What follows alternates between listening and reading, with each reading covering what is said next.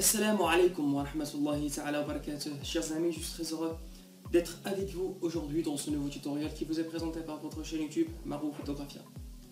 Et aujourd'hui, nous allons voir ensemble comment combiner deux images qui ont la même composition, la même exposition pour avoir le meilleur des deux images sources. Alors je m'explique. Imaginez avec moi que vous êtes à l'extérieur avec votre ami, votre photographe, et vous êtes en train de prendre, et il est en train de prendre des photos de vous.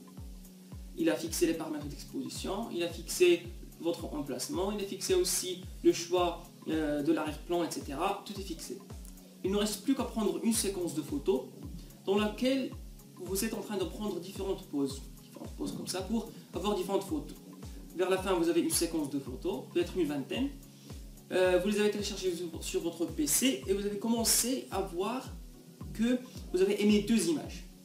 Que sur la première image, il y a la bonne gestuelle, le positionnement des mains il est bon. Et que dans la deuxième image, vous avez aimé le positionnement du visage et le regard que vous avez. Donc c'est ça, donc deux images, il faut les combiner pour avoir le meilleur. Il faut avoir le meilleur de la gestuelle et aussi le meilleur du regard et du positionnement du visage.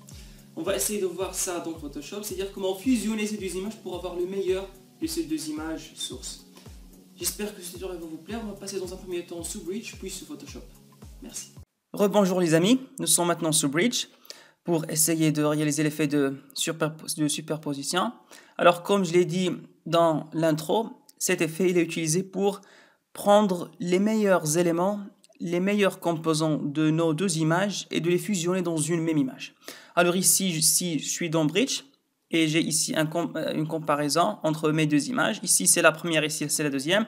Sur cette image-là, j'aime le positionnement de mes mains, j'aime la gestuelle du personnage, mais par contre, j'aime pas le regard, le visage, etc. avec ma bouche qui est ouverte ici. En plus, dans cette deuxième image, j'aime le regard, j'aime le positionnement du visage, mais j'aime pas par exemple cette gestuelle ici. Alors je vais fusionner les deux images pour avoir une meilleure composition et un meilleur positionnement de mon personnage. Alors la première chose qu'il faut faire dans un premier temps, c'est de charger ces deux fichiers dans Photoshop. On va sélectionner les deux images comme ça, venir ici vers Images, Photoshop, charger les fichiers dans les calques Photoshop. Alors voici mes images, ils sont maintenant chargées. Je vais dans un premier temps venir ici vers Image, taille de l'image, diminuer sa taille parce qu'elle est un peu trop grande. Je vais faire par exemple en largeur 2000 pixels. Ça va diminuer énormément la taille du fichier.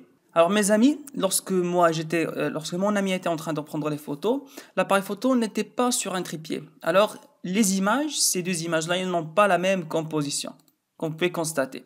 Mais grâce à Photoshop et grâce à une option très puissante dans Photoshop, on peut aligner les deux images grâce par exemple à ces lignes horizontales et à ces lignes verticales qui se trouvent dans notre image. Alors ces lignes-là sont des points de référence pour Photoshop pour essayer d'aligner les deux images.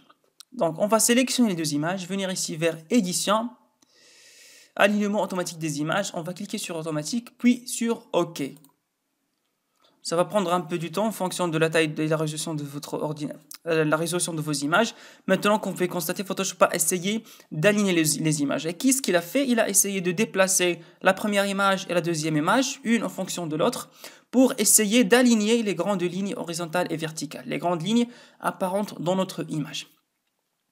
Donc c'est pas grave si on a ici une partie qui est transparente, on va essayer de recadrer l'image par la suite et vers la fin. Maintenant si j'active et je désactive le premier calque, je peux voir que les images sont parfaitement alignées. Pour cette première image, le calque se trouve en premier niveau, j'aime la gestuelle mais j'aime pas ma bouche ici qui est ouverte. Alors je vais créer un masque de fusion et je vais prendre ici une plume. Et je vais prendre comme couleur du premier plan le noir. Ça veut dire que je vais peindre en noir. Et si j'ai un masque de fusion qui est sélectionné dans un calque et je vais peindre en noir, ça veut dire que je vais éliminer les pixels correspondants au niveau de ce calque-là. Moi, j'aime pas le positionnement de ma tête et le regard. Je vais commencer à peindre comme ça. Je peux choisir une épaisseur qui est un peu grande et je vais continuer à enlever. Donc maintenant, c'est bien. Donc j'ai ma tête et la gestuelle. Je vais commencer à venir ici modifier cette partie-là, comme ça. Vous faites attention pour ne pas avoir quelque chose d'anormal. comme ceci. Au niveau de la veste, on essaie d'avoir des transitions qui sont normales. Il n'y a pas des transitions qui sont trop apparentes. Assurez-vous que vous êtes en train de peindre avec une dureté qui est 0% pour avoir des transitions qui sont pas dures. Et voilà, donc je vois qu'il n'y a pas beaucoup que c'est bien, que c'est très très bien réalisé. Donc si je viens ici désactiver, activer le calque, je peux voir que j'ai les deux éléments essentiels de ma composition, le positionnement de la tête de cette image et la gestuelle de cette image. Vers la fin, on va venir appuyer sur le raccourci clavier C et on va diminuer ici pour avoir une meilleure composition et pour enlever les parties qui sont transparentes, comme ça. Cliquez sur OK, CTRL 0 pour adapter à la taille de l'écran. Alors maintenant, chers amis, pour avoir des tons clairs et des tons sombres dans mon image, ainsi que les couleurs uniformes au niveau de mes deux images, parce que peut-être au moment où mon ami était en train de me prendre les images, j'étais en mode balance des blancs automatique, peut-être que j'étais en mode automatique, alors l'exposition va changer. Alors, je vais uniformiser tout ça en venant ajouter un calque niveau qui va venir intervenir sur les deux calques, et je vais commencer par exemple à augmenter le contraste, comme ceci.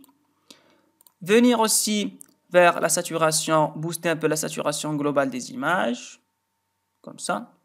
Venir aussi vers la balance des couleurs et venir vers les tons clairs, ajouter un peu du jaune dans les tons clairs. Venir vers les tons foncés, ajouter du bleu dans les tons foncés, comme ça. Et voilà, ma composition finale elle est terminée. Merci les amis d'avoir suivi avec moi ce tutoriel. J'espère qu'il vous a plu. Une autre application de cette technique, par exemple si vous êtes en train de prendre des photos de groupe et que dans la première image, il y a une personne qui a fermé ses yeux, par exemple comme ça. Il a fermé ses yeux grâce au flash par exemple. Donc pensez toujours à prendre différentes expositions, première, deuxième, troisième, du même groupe. Comme ça, vous pouvez prendre peut-être la troisième ou la deuxième image dans laquelle votre personnage qui a fermé déjà ses yeux a maintenant les yeux grands ouverts et vous allez fusionner pour avoir tout le monde en bon positionnement. Toujours mes amis, si vous avez des questions concernant la post-production sur Photoshop ou sur Lightroom ou sur Camera Raw ou que vous avez des questions concernant la photographie en général, pensez à me les poser, que ce soit au niveau de ma page Facebook ou aussi au niveau de ma chaîne YouTube. Je vous dis au revoir et à très bientôt.